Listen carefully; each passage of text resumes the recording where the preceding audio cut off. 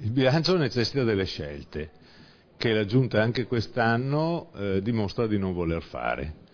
Scelte necessitate da una situazione economica molto diversa e peggiore di quella di 2 o 3 anni fa,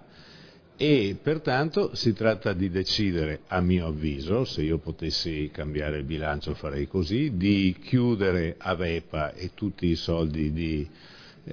struttura che ci sono, che di fatto taglieggiano il 50% dei contributi destinati all'agricoltura e li utilizzano, li drenano per spese di funzionamento,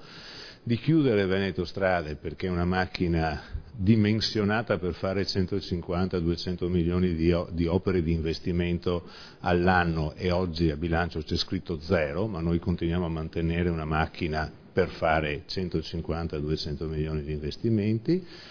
di riorganizzare radicalmente il trasporto pubblico locale, mettendo in gara i servizi e finendola di dare soldi a perdere ai colabrodo che sono le aziende le 42 aziende di trasporto pubblico locale che oggi abbiamo nel Veneto, privilegiando invece alcuni settori dove mettere tutte le risorse così risparmiate, che sono sostanzialmente